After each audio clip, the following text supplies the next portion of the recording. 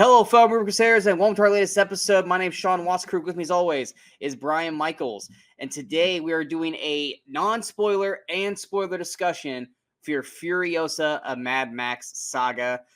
This is a movie that I think we both had pretty much highly anticipated for the summer and obviously for the year. Both of us were, like mostly everybody, loved Mad Max Fury Road. So going into this one, we were all relatively excited. I was more on the cautious side because I didn't think we needed a Furiosa prequel. But there was incredible word of mouth going into this weekend with this film. So I got myself up, a little more excited. Plus, watching Mad Max Fury Road this week definitely amps it up for that as well. But unlike me, Brian was lucky enough to actually watch it in IMAX. You lucky son of a bitch. But how was your excitement, anticipation before going into the actual film? Oh yeah, well, I'm a huge fan of Fury Road, and I've loved that movie. I watched it so many times, and I think it's basically a perfect, just pure action movie. I think even my original first time review of Fury Road, I even said, I bet they'll try to turn this into a franchise, but I wish they wouldn't because it's kind of a perfect movie by itself. Mm-hmm. And then they said they're doing a Furiosa prequel. Well, we all kind of wanted it. Said if they went on, we want them to do a Furiosa movie because we love Charlize Theron as Furiosa. Yeah. And they said, we're doing a Furiosa movie. Yay. It's going to be a prequel, which doesn't star Charlize Theron. We're like, oh, well, it's maybe going to be never Anya mind. Taylor-Joy, who we like, but it's like, I don't. But it's not Charlize. I was like, I don't buy her as Charlize though. Yeah, and so I was like, kind of mixed emotions. But it's George Miller. He's making another one, and we loved Fury Road, so I was looking forward to this movie. They added Chris Hemsworth in like the main villain role. Yeah. So I was, excited to see him. I've always liked Chris Hemsworth. I mean, I obviously love Thor as well, but when he does like his non-MCU stuff, I've actually enjoyed him in a lot of those roles, whether it be Extraction or even as, the Huntsman or some of these other things he does. I've actually really enjoyed him. Cabin in the Woods, Red Dawn. I'm a fan of Red Dawn. What can I say? I've always said Hemsworth is one of those actors that everyone just throws him into the Thor category, and then everything else that he does is not that great. And I'm just like, he's good. He just maybe doesn't make the right movie choice. Well, yeah, you put it like he's the best thing about Vacation. He's the best thing about the 2016 Ghostbusters. He is. They're bad movies, but he's good in them. Yeah, and I didn't get to watch it until I think a year or two back, but he was great in Rush. And then like I said, the Extractions, and then of course, my favorite performance of his was Bad Times at the El Royale. Yes, he was fucking amazing in that movie. Which this role is the closest to that. And in all honesty, I mean, I would be cool if Hemsworth. He's too lovable to do it. I would love to just keep watching him play villains because you just see that he relishes in it. Hemsworth is a lot like a pro wrestler. We all like, we're all good guys, but we all really just want to be the bad guy because it's just way more fucking fun to be the bad guy. Well, that's what it is when he does play the bad guy. He always, whether it be Bad Times or this, he plays very charismatic villains. Yes. He plays villains that not only are like, fun to watch, but they're kind of guys who like, you can see why people follow this guy, Yeah, and so I heard he was edged to it, and that again kind of ramped up my excitement. So I was happy to see it. I went rewatched the whole Mad Max franchise before going into this. Well, the first Mad Max I realized I'd never seen. There's a reason. So recently? Until like this week, yes. Oh wow, really? Okay. The very first Mad Max, and I realized why is because it's not very good. It's not. It's not. The Road Warrior is actually kind of interesting. It's clearly a lower budget film, and it's made in 1980, whatever it was, 83 or something like that. I enjoyed it actually. I thought it has its slow parts, but when it gets to the action, you can kind of see that George Miller's kind of getting what's going to eventually get him up to Fury Road. Thunderdome had some great scenes, but then it had a lot of plot that just kind of bogged it down. And then Fury Road is, of course, what it is. So I rewatched that right up to this one. And so, yeah, that's where I was going in. Yeah, and I remember you and I both were kind of in agreement when we saw the first trailer. We were both kind of like, what the fuck is Hemsworth wearing? Like, what is with this huge prosthetic nose? Like, why is this a choice? But like, I think he's doing that funny voice. Yes, I was trying to chalk it up to, well, who does he sound like? Because the whole movie I'm watching, I was like, he sounds like somebody. He's trying to do almost kind of like the Joker when the Joker's trying to be funny in The Dark Knight. not his serious scary, but Mhm. more just like, you want to see a magic trick? Here's what I'm gonna do. Like he's not impersonating that by any means, but he's having that kind of, I'm gonna be funny. Here's what I'm gonna do right here. I'm real quick. I was like the whole movie. I'm like, he sounds like somebody I can't fucking put my finger. I still can't. But it's like it's reminding me of something. And once I figure it out, I'm gonna lose my shit.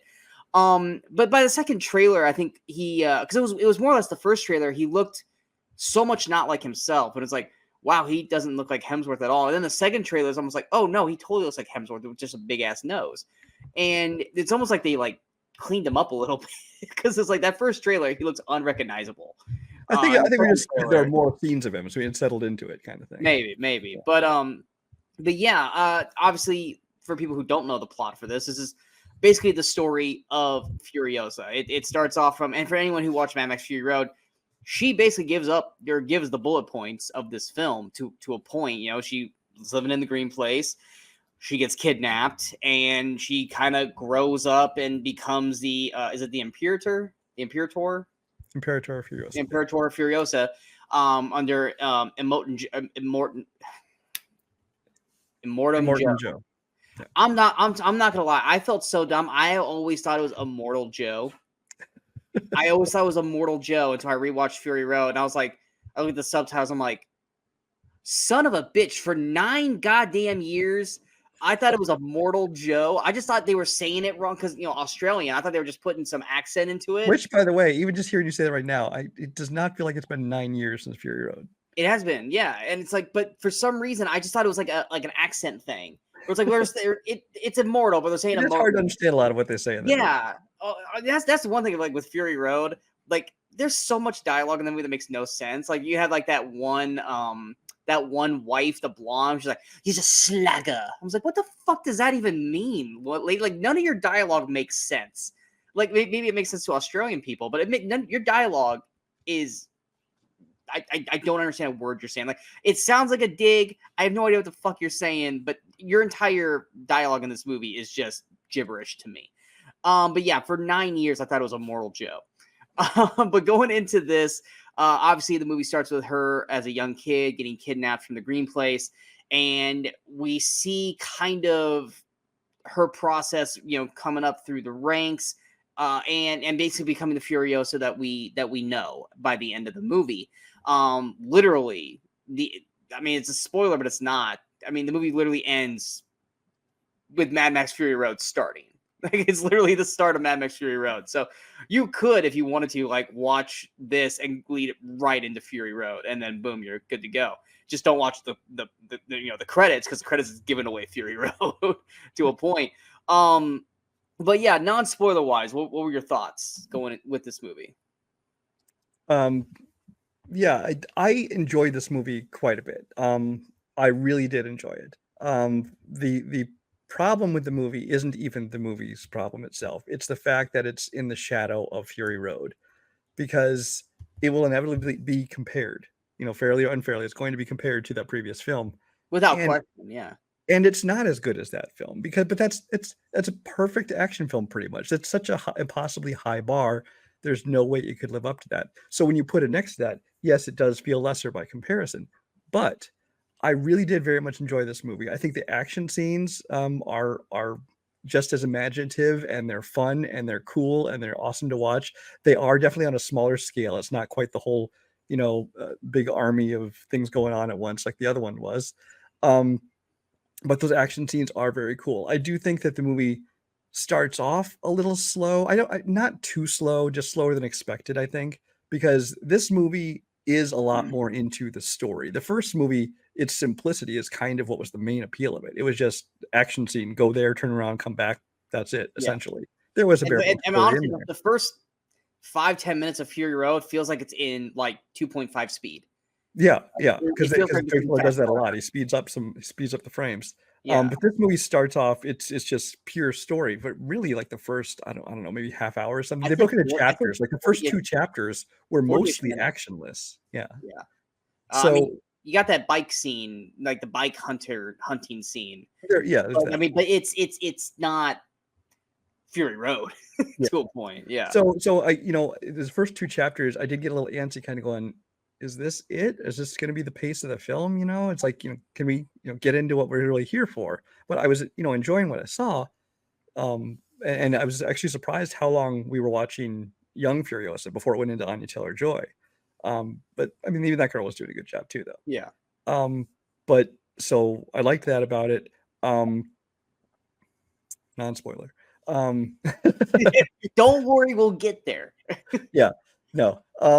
So just overall, I'll just leave it there. I think that Chris Hemsworth, does a great job. Like you said, he's another charismatic villain. I did find the nose incredibly distracting, and I feel like it was just an unnecessary thing. Obviously, I think they wanted to kind of take away from the pretty boy looks, and especially with the long hair, make him not look like Thor. I get that, but it just feels like it was like watching Joseph Gordon-Levitt in Looper. Yeah, it's like, you can just tell me that John Bruce Willis, and I'm okay with it. You don't need to put a prosthetic on him that's just going to distract me every minute that he's on screen, And the voice, it was silly. I didn't hate it. It was fine. Again, it was a weird choice, but was he also wearing false teeth?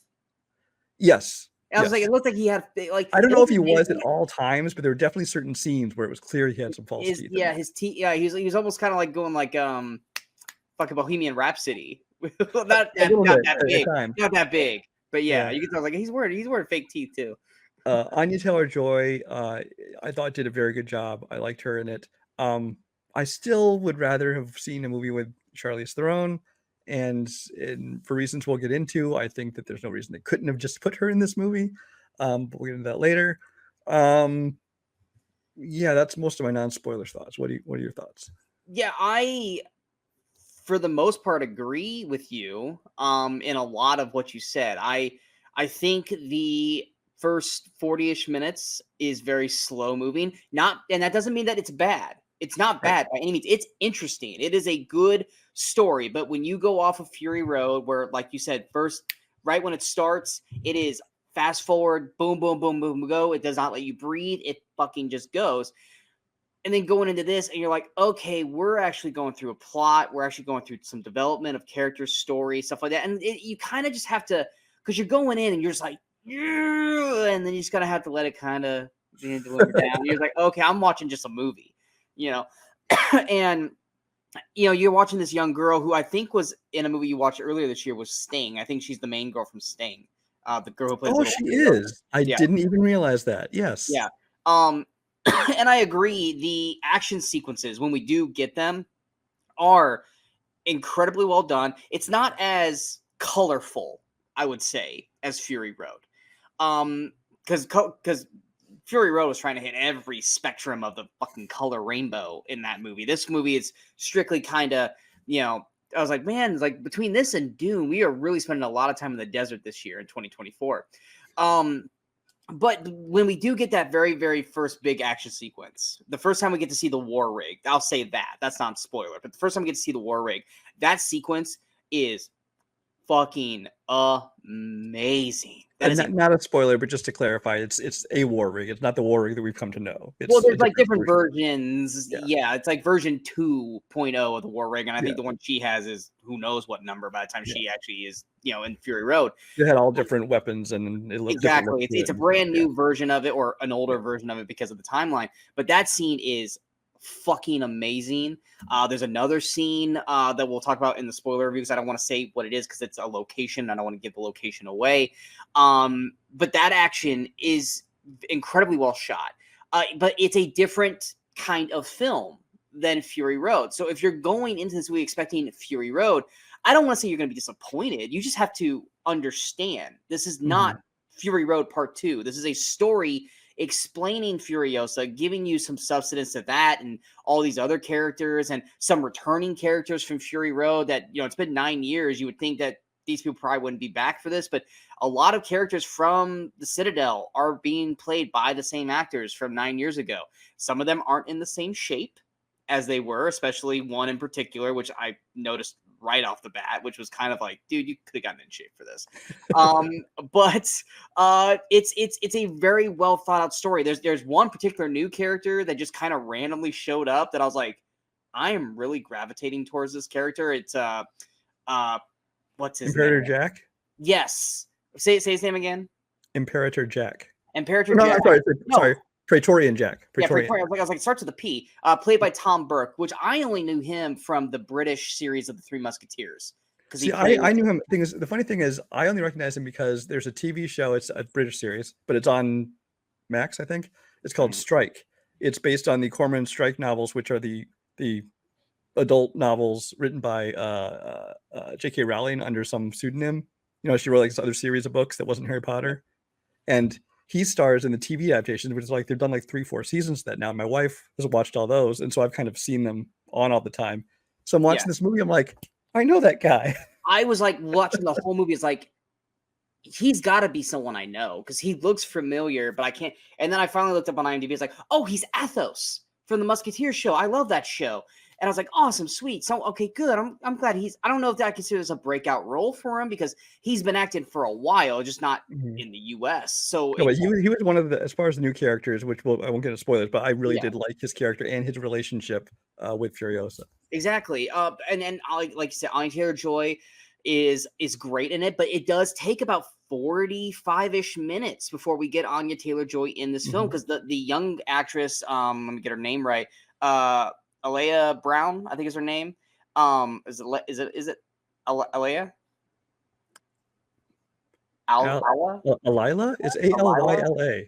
Yeah, I'm not sure if I'm saying it right or not, but she's good in it. But I mean, she's playing a very quiet role because she's not talking, but she's selling everything with her face. She's doing a really damn good job in it. But I'm sorry, Chris Hemsworth is amazing in this movie. Yes, the prosthetic nose is distracting, but you just kind of, just like his voice in the movie, after about 10 minutes, you just kind of accept it. Yeah, I don't consider it a negative. I just still think it's a choice. Weird choice. It's a choice. It's no different than when Johnny Depp did Jack Sparrow and he was doing the Keith Richards. It's like it's weird. It's kind of off-putting, but then you end up just loving it. And I honestly, I was watching this movie and we were about ready to go into the third act, and I was like, I'm enjoying the movie, but I wish we had more Chris Hemsworth because he's very front focused in the first 45 minutes.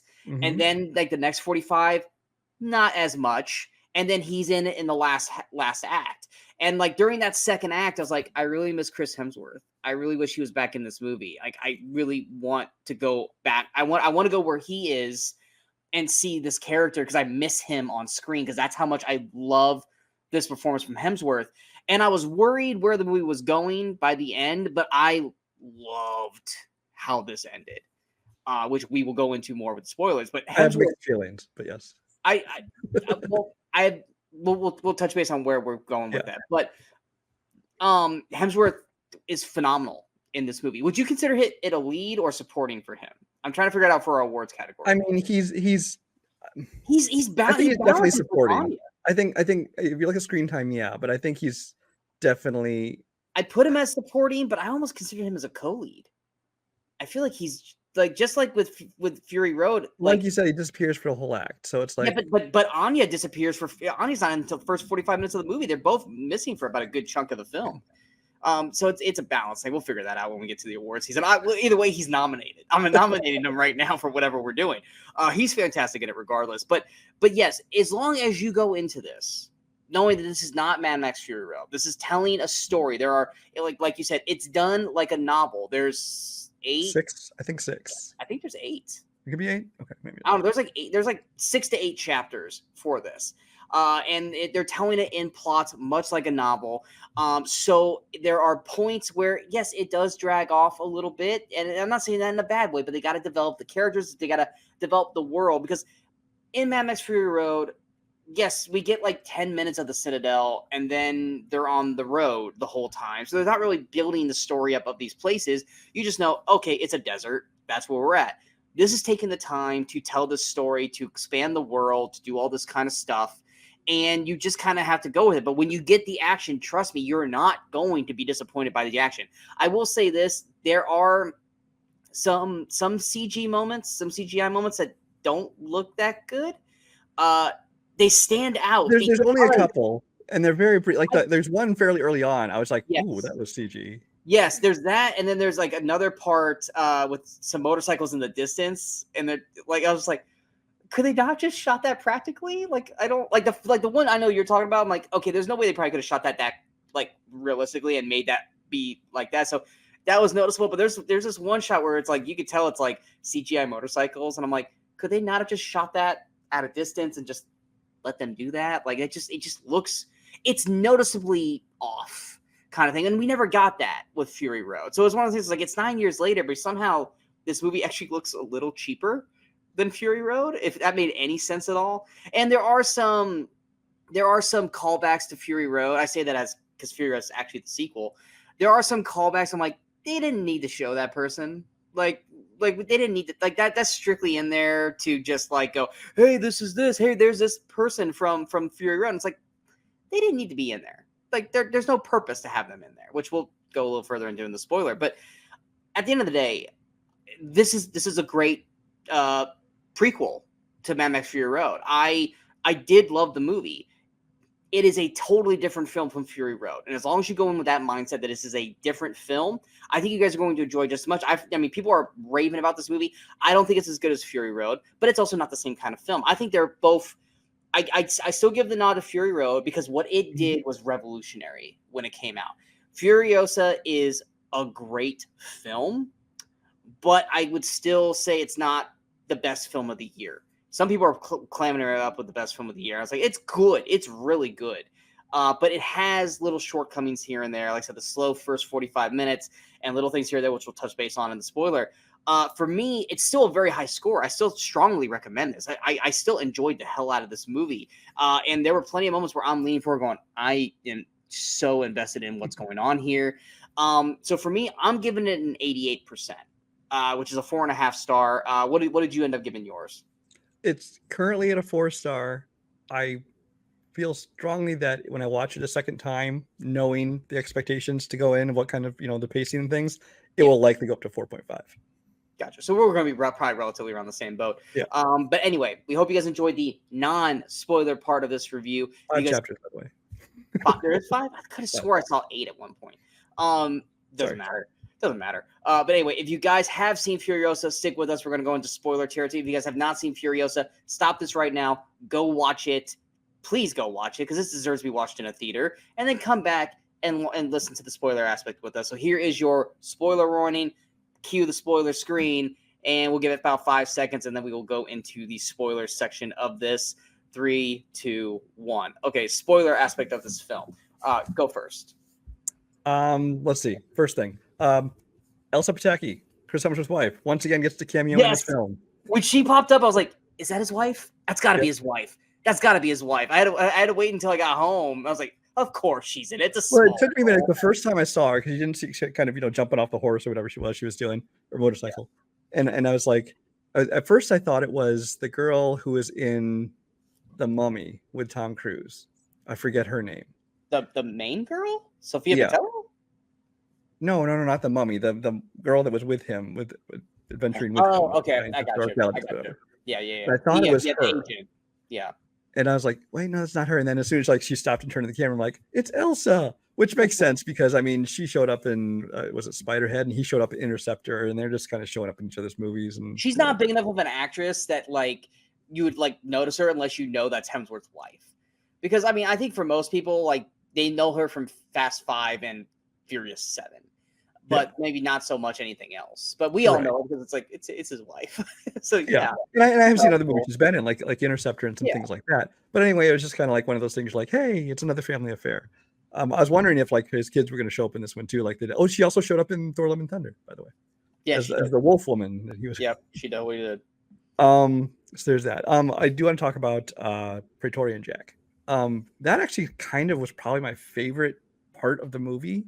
Was kind of I liked their relationship, which it was never really kind of love interest kind of thing. They danced around it like it was going to be. It was like looking. It was like moving, was moving towards that. They were talking about like kind of running away together, whatever. So it's kind of like hinting at a kind of love. You have that moment where they're like kind of in their cave thing, and they're But for the most part, it was more like a mentor relationship. From the first time when she was just like one of the crew working on there, and he was kind of seeing what she was capable of, and even after he threatened to kill her and stuff like, or she threatened to kill him, and he left her there. He's like, he saw the value in her. He saw her skill. He's like, hey, you need to come with me. And I kind of, and the fact that he drove the war rig and the fact that he had like the black across the top half of his head and things like that.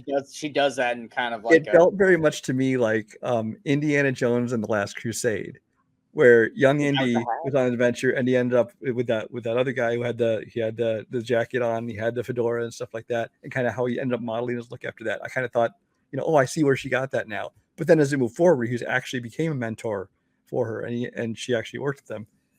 I really liked the relationship that the two of them had. I thought that was fun. I do want to say this about Furiosa. Twice in this movie, people sacrificed their lives so that she could get away. And both times she fucked it up and made their sacrifices mean nothing. Yes, she did. First with her mother, where mom said, go, and I'm going to, and she said, turns around, runs back into the camp. And you're like, oh God, now your mom's dying for nothing. Yeah. And then again with Praetorian Jack, who he basically sacrificed himself that she can get away. And what does she do? She goes back in there. It's like, technically a third time, because when he kicks her out of the vehicle, I was like, you're free. Go. You've got your tattoo. Go. And she's like, no. And then he ends up like, I think she was about to. I think she realized like, oh shit, I'm free. I can go. But then he came up and talked to her. But like that was 3 separate times that she could have gone home. I know, but at least twice those people, it was a result of sacrifices where she made them meaningless, and people died for nothing now, thanks to her. So a little bit selfish on Furiosa's part. And it's funny you mentioned the tattoo, because the first time she's showing that tattoo, I was thinking, I don't remember that from the other movie. And it took me a couple minutes to realize, oh, that's the arm that's not there anymore. Because there was a point where she does that, and I'm like, wait, I'm like literally like trying to remember Fury Road. I'm like, what arm is it that she loses? I'm like, it's that arm. I go, does it get cut off because they are trying to find out where it's located? I thought somebody was going to cut off her arm and use it because they wanted the map. And exactly, but no, it totally. And that's the thing too, is like when you know that someone's going to lose a limb at some point because of the previous film, you're just like constantly like in the state of now. Hot Tub Time Machine, baby. Yeah. Do you remember that movie? Yes. The whole movie, they're waiting to find out how Crispin Glover loses his arm. Like, is this it? Oh. Yeah. And then when we finally do get it, I'm like, okay. But I was kind of like, I had like way cooler ideas in my head. But okay, that's fine. That's fine. But yeah, like with Jack, here's the things where like my little nitpicks come in. Why I kind of lowered it a little bit lower than what I thought. They show a lot of stuff, but there was stuff that I wanted to see that they didn't show. Like we think like okay, this is the story we're getting. All right, I kind of wanted to see how she got from the part where she's talking on the road to Jack to now she's just the fucking number 2 on the war rig. We didn't get to. I feel like that's a very important like aspect of her growth. There was a lot of parts of the movie like that. There was that. There was how she escaped at that one point. Like, I'm like, wait, really? They're all surrounding them the whole time. Like, it's like, okay, the arm was torn up, but clearly, because I thought they were going to rip it off somehow, but clearly it looks like she might have like finished the job and cut it off somehow to get away. And then she somehow managed to get a bike and drive off, and I was like, no one saw that. Now, granted, they were driving around and bringing up all the smoke. She could have done so, suppose taken somebody down and got. But I would have loved to have seen that moment. Yeah, there was that. There was the whole Dementus takeover of Gastown. Yeah, that we didn't see. There was the Dementus takeover of the Bullet Farm, which we also didn't see, but that was supposed to kind of be a surprise. You didn't know they were going into a trap. And then there's the whole. There's like. They decided to go like supposedly meet them on the battlefield or whatever. They just kind of show this quick like 10-second montage of like the 40-day war that we saw for 4 seconds, and then we're in the aftermath of it. And then it also made me wonder too. And correct me if I'm wrong, because granted we didn't really know the character at the time. The other brother, is he in Fury Road? No, I was wondering did I miss him dying? I kept expecting him to die in this because it's like. They lead all the way up to Fury Road at the end of the movie. I was like, does he die at some point? Because I don't remember him in the movie. Well, because I saw him in this movie. I'm like, he was in Fury. Now, I think the actor, I didn't look it up. I think he's the same actor who played one of the war boys in the second one, Josh Hellman, I think is his name. Potentially. I can't remember what his actual name is in Furiosa. Yeah, Josh Hellman. He's just a war boy, so he had some weird short name. Scrotus. That's right. He's Scrotus. Of course, great name. Yeah, he was like the main one besides Nicholas Hoult, Snux. Was he his number 2, like his buddy? Yeah. Fury Road. Okay, gotcha. Yeah, and then he only calls him a traitor towards the end. Yeah, that kind of thing. Yeah. Totally forgot what I was going. Oh, so I saw that character, the new character he was playing, this one of the brothers, and then later on, I'm like, did I miss him dying? Do I just not remember him dying? I wasn't sure what happened with that. Yeah, it's just like, I guess eventually he dies at some point. We just don't see his death. Like, once again, that's something storyline wise I would have liked to have seen from that. But it's like I said, there's like so much story in this, but you're leaving out like really the chunks that we actually really want to see. I really wanted to see that stuff. Granted, I don't want to. Granted, I would have been okay with a 3-hour film, but it's like outside of like. Because like we fast forward through her becoming basically Jack's number 2. We apparently fast forward where she's kind of in with Morton Joe and everybody. Granted, she comes in the war room and she's like, "Hey, it's a trig," and maybe that is the moment where he accepts her. But enough to the point where he, like, when we see her in Fury Road, he calls her out directly, like, my, Imperator Furiosa. Like, enough to the point where he's calling her out. Like, we didn't get that moment. Like, we see scenes with him and young Furiosa where he's like, "Do you want to stay here?" kind of thing. Like, granted, his motives are the same motives he is with every woman, but I feel like those scenes are greatly missing. I feel like when she started, she became kind of the a pair with Praetorian Jack to run the war rig, so I could see her kind of getting up in status there. Once Praetorian Jack is gone and she comes back and she warns them about coming, I could see her buying some points there. But yeah, there's that extra step we don't see. Moment, I think would have been important where they find out that she is actually a woman. Yeah, like, because like the whole time she's pretending to be a dude, mm-hmm. Because obviously for obvious reasons in there. And so I was like, okay, well, what's gonna happen when they find out that she's a woman the whole time? Like, does Joe figure out that was the girl that escaped, or Rictus, or anyone like that? Like, do we ever? Because like they started something with Rictus there, and I'm like, is he gonna figure? Because there's that one point again where he's like, "Do I know you? Let me see you." And then Scrotus kind of like, "Hey, get fucking to work." So I kept expecting that at some point we're going to get this moment where Rictus is going to remember who Furiosa is, and we don't get that. So it's like we're building to this. At 2 separate occasions in this movie, we're building that Rictus wants Furiosa. It never goes anywhere. Also, Nathan Jones, dude, like, if you're not going to be in shape for the movie, then have him wear something to cover, because it's been 9 years. The dude is in, he's still a big motherfucker, but the dude's not like shredded like he used to be. And it's very noticeable. And it's like, if you can't look the way, like, if you can't look at the way, you can't look the way, that's fine. But then put something on him so it's not as noticeable. Because we're supposed to buy that he like basically got what? Did he go on a diet? Did he go on a workout plan between this movie and the fucking sequel? Technically, like, come on, dude. Like, you're a former pro wrestler. I get it. But no, dude. If you can't get to the point that you're supposed to be for the sequel right now, wear something over yourself.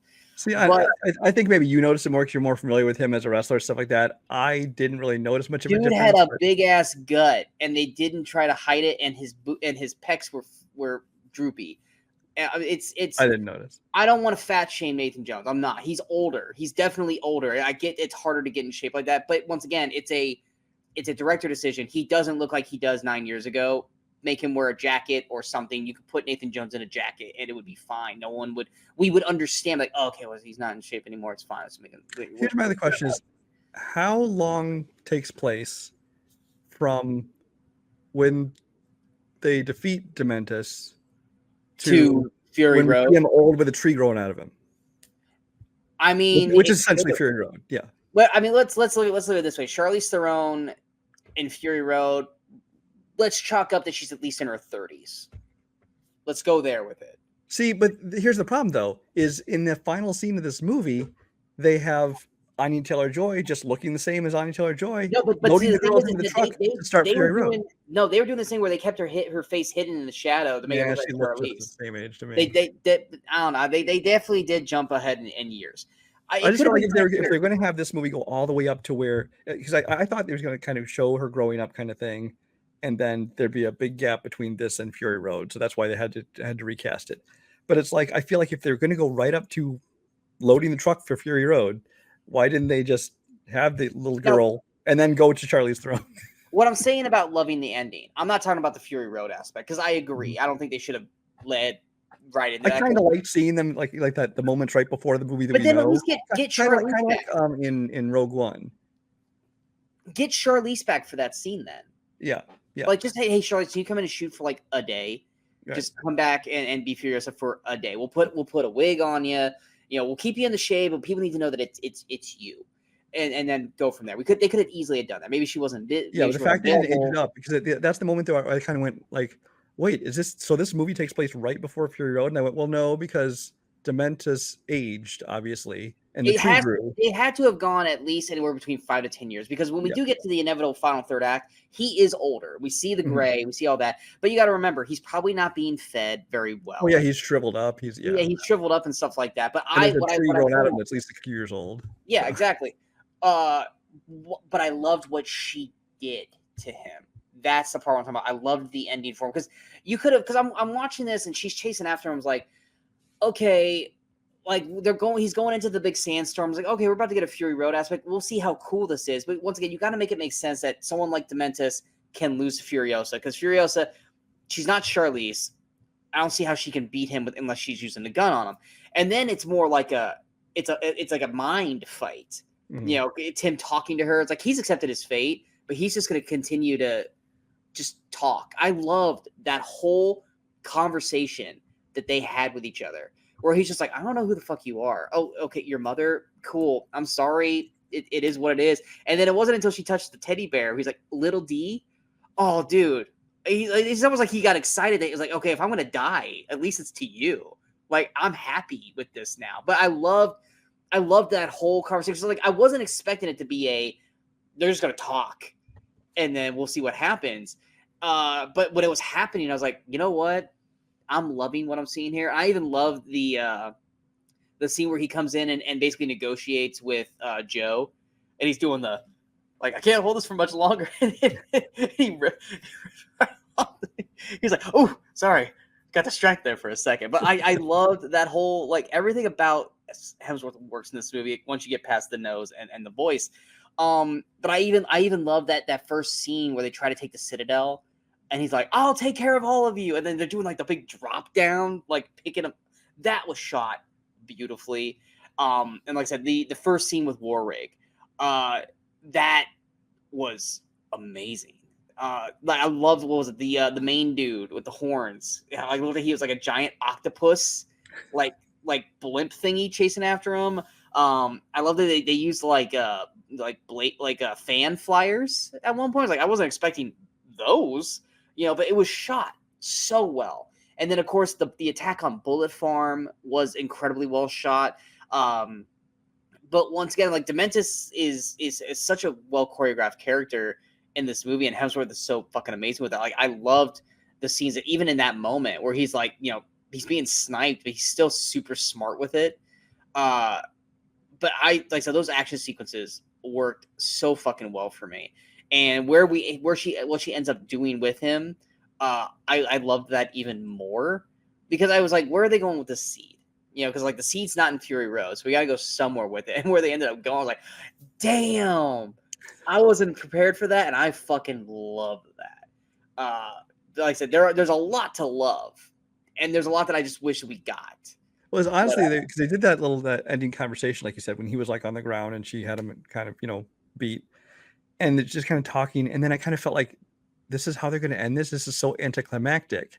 And then they said, you know, we kind of thought what happened here, like, and some people say this happened. I'm like, okay, this way. And then I was hoping they were going to give at least. I was kind of hoping they were going to give at least like 3 more examples of things she did.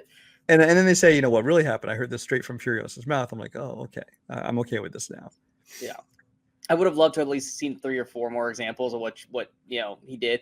Because here's the thing too, even with Jack's demise, I mean, because I was like, oh man, are the dogs gonna eat him? But they don't look like they ever really do. He just drags them to death for the most part. Yeah. But yeah, like that whole sequence I thought was well done, but I didn't like that.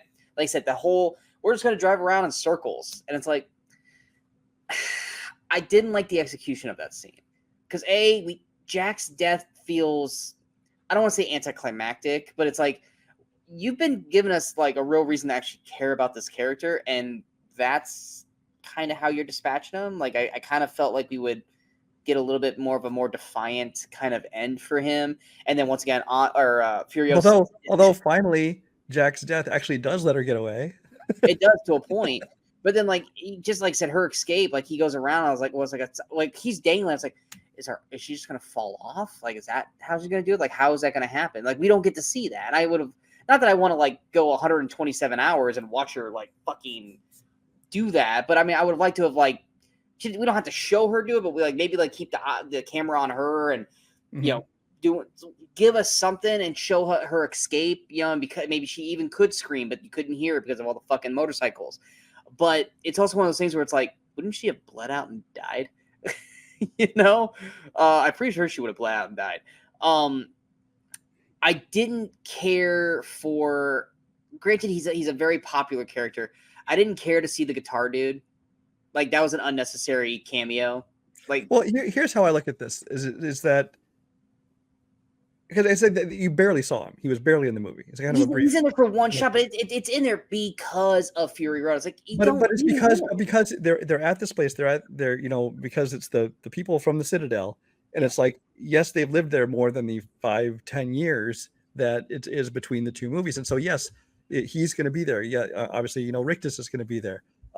Scrotus, by the way, apparently they kind of explain what happens to him in the Mad Max game, which is not canon, but it was taken from the same George Miller outline. So apparently, he's a boss battle in the game, basically. Yeah. So it's not. So I think what they're saying is like if they choose to make, because there was another movie called Wasteland, Mad Max Wasteland, which they were considering making another movie. Maybe they're saving him to find out what happens to him in between there. I don't know. Just look that up. So we didn't miss it. He didn't die in the movie. Okay. You have the guy who's in charge of Gastown. We now know he worked at the Citadel. He was basically like the accountant. Yeah, and then at some point after Dementus took over Gastown, once he was defeated, they must have sent him to lead up that. Yeah, dude who can't stop other returning characters that we saw. We didn't see the little wasn't he another one of the brothers? The little shriveled guy he wasn't in it though. I know, but wasn't he one of the brothers still in the? I mean, he did call him Dad. But I didn't see him. And then of course, I don't think it's the same actor, but the guy who was running Bullet Farm, who had like the bullet teeth and stuff, they have an actor look. I don't think it's the same actor though. I don't know if it was or not, but yeah, that's because that was the same character back because obviously he didn't betray them. It was taken over while he was at the Citadel. So yeah, exactly. They basically, it was weak. They were weak at that point, much like how Fury Road happened. Also, I was not happy to see Max.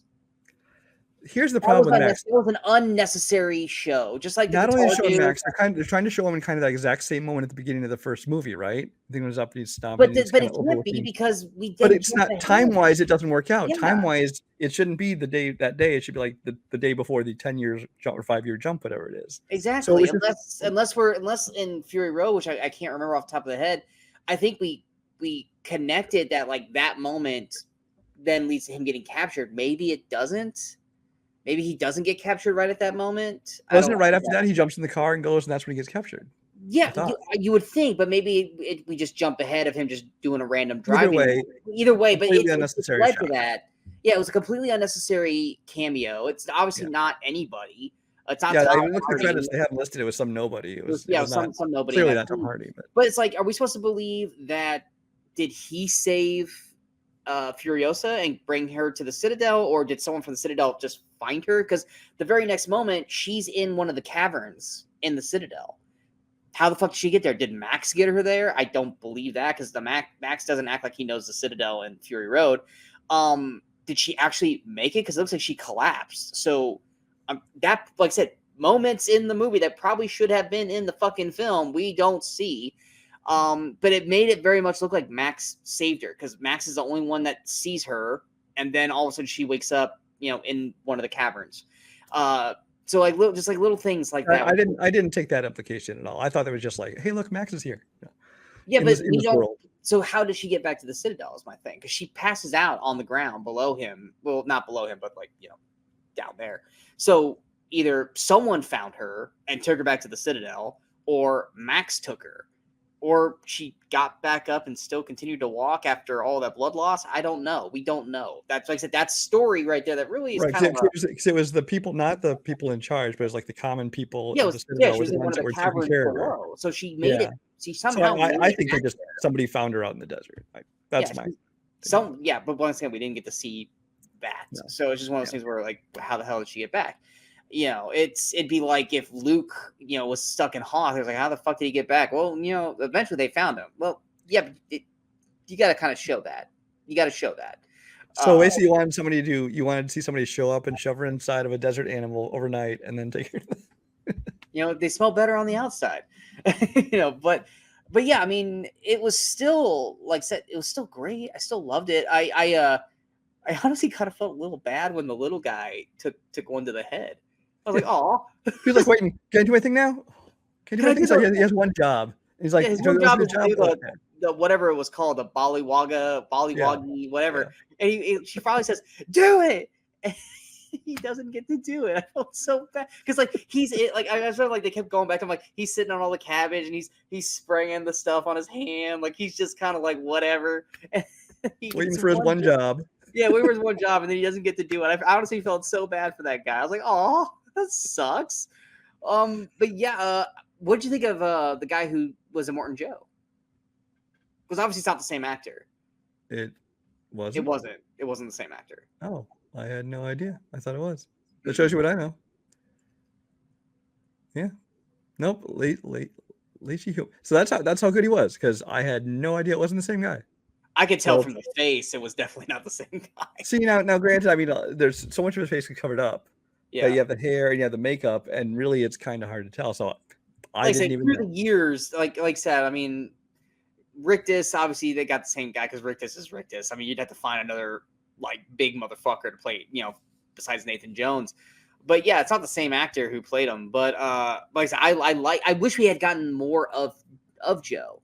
I wanted more of Joe in this. I thought we were going to get more of a relationship between Joe and Furiosa, especially once she was in with Jack, because he was like, hey, I would turn you into one of my wives, but you're just so fucking good at this that like I would have loved like something like that to show that she's above everyone else because of her skills, that he doesn't look at her as a breeder. He looks at her as like, you're my fucking, like, you're my war rig queen, in a way. I would have loved to just had like a moment of that, especially that woman where she grabs him and she's like, if you catch him, he's mine, kind of thing. And he just kind of looks at her dismissively and kind of walks off. And we don't see. And when normally you'd expect to go like, fuck you, I'm the boss, but he's like, exactly. But he's just like, yeah. And then we don't see him the rest of the movie, and then we got that, and then that's kind of the last we see of the Citadel, because she brings that car out there and then drives off.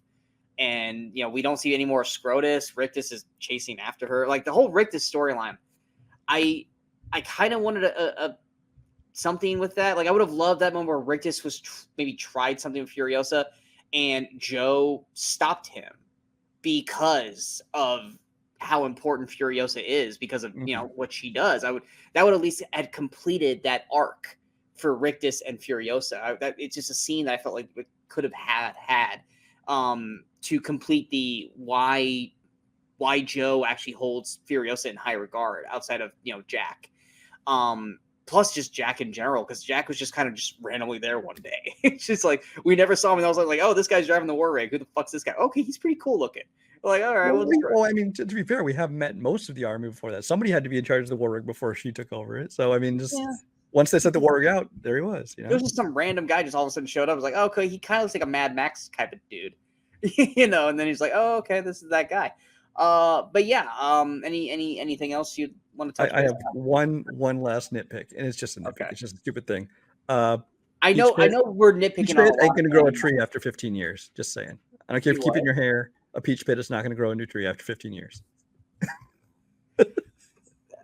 Yeah, who knows? Again, I It's don't care. It's just one of those things you Mad just go with it. You just go it's with Mad it. Max dystopian.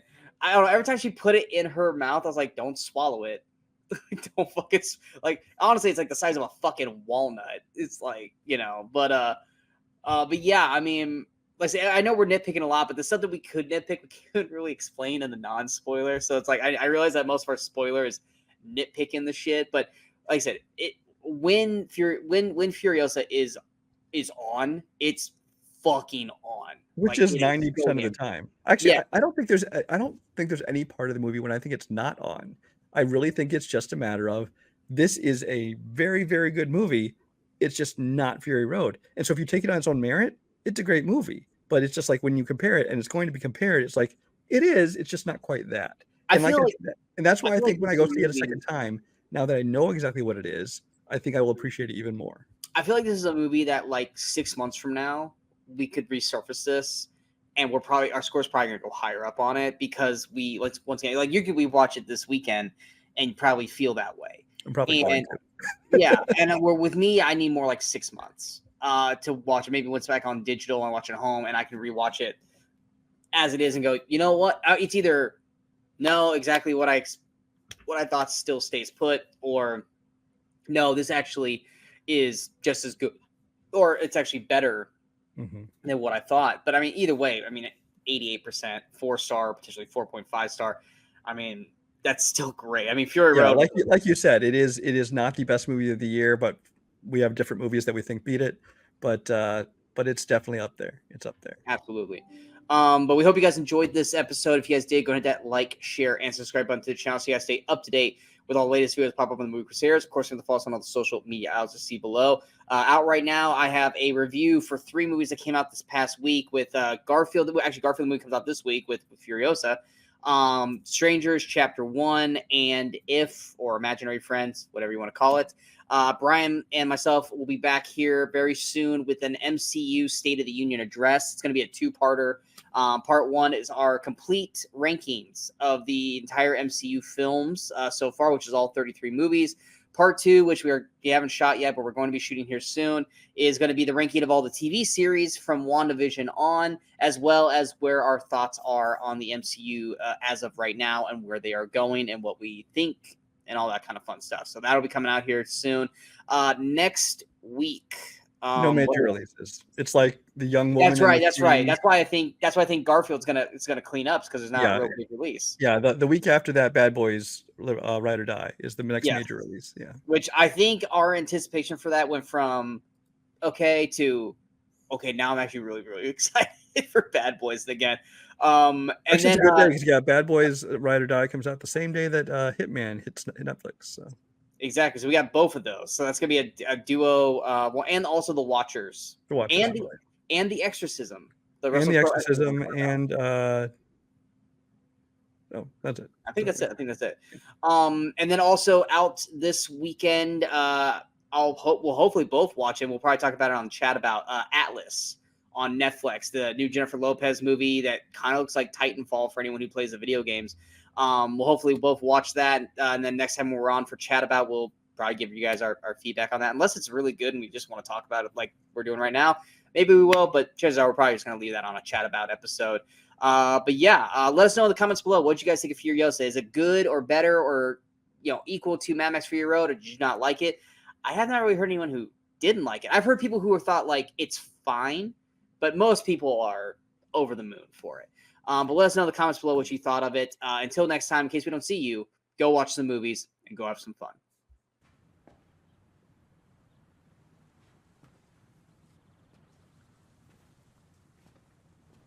You're still here. It's over. Go home.